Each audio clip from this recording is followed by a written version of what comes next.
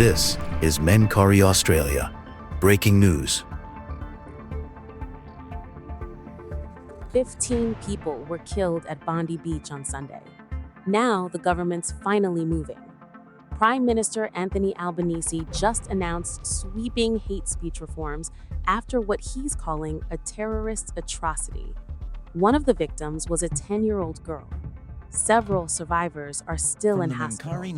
This came hours after former Treasurer Josh Frydenberg stood at the attack site and basically said the warning signs were ignored. The government failed.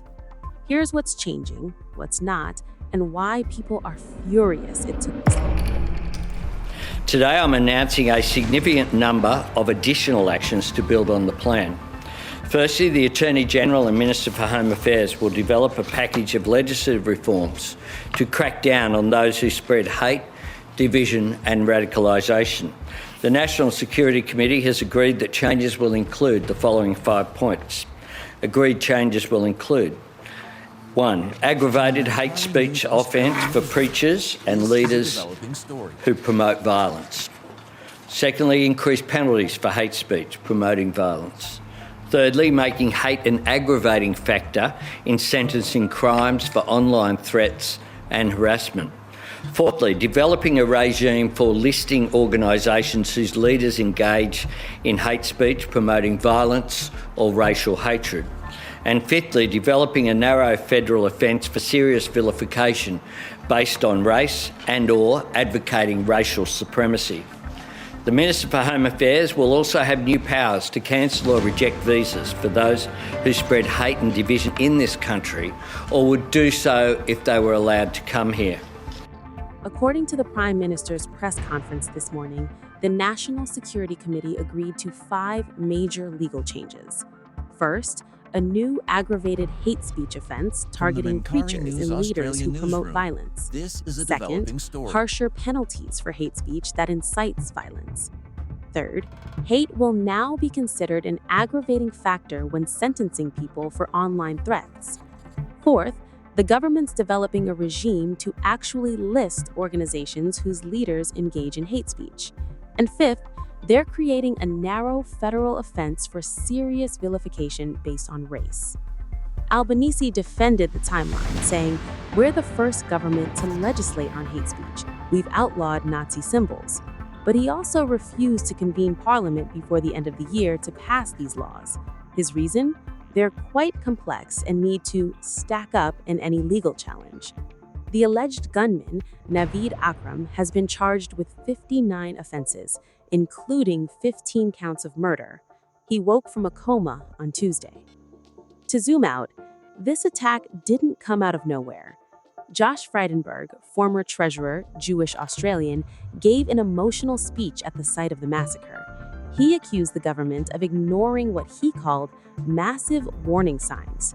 According to Frydenberg, Home Affairs Minister Tony Burke denied visas to Jews and Israelis while allowing ISIS brides to return to Australia. Burke also allegedly ignored recommendations from the government's own antisemitism envoy, Gillian Segal, who delivered a report back in July. There's also this. The alleged shooters, Naveed and Sajid Akram, spent a month in the southern Philippines, an extremism hotspot with Australia's strongest security warnings. Investigators are now asking why their credit card activity there wasn't flagged under money laundering laws that are supposed to catch exactly this kind of thing. One more thing. Naveed Akram has been linked to the Al Madina Dawah Center in Sydney, which Liberal Senator James Patterson called a factory of hate. He's demanding it be shut down immediately. Frydenberg and opposition leader Sussan Ley are both calling for a royal commission to investigate what went wrong. But Burke dismissed the idea, saying, "You don't want the delays that are involved." Frydenberg fired back.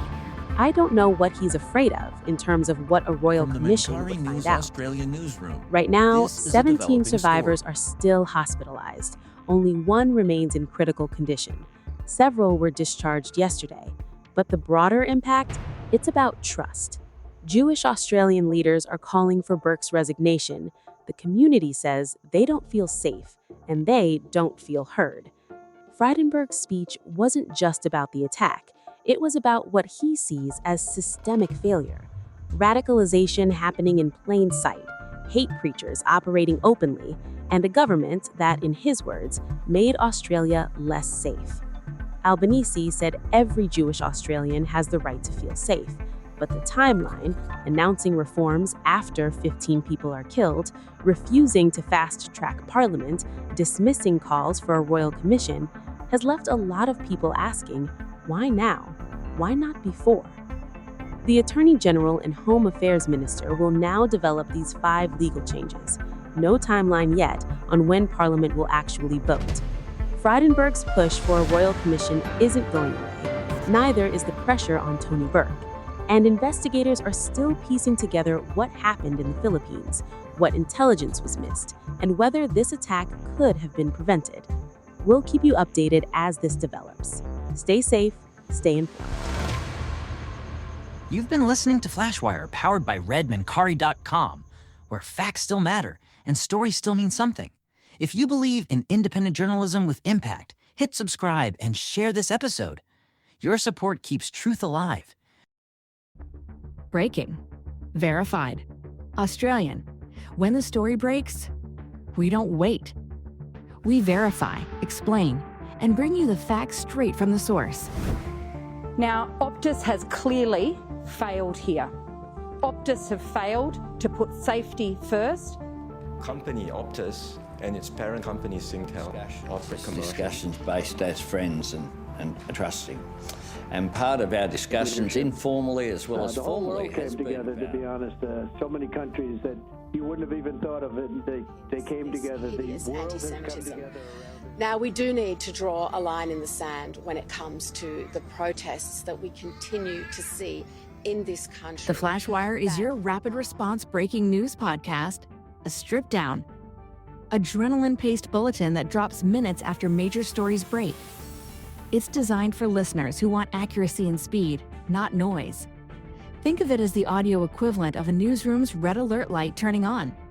Each episode runs under 5 minutes, short enough to drop between scrolls, but packed with verified updates, eyewitness info, expert sound bites, and a forward look at what happens next.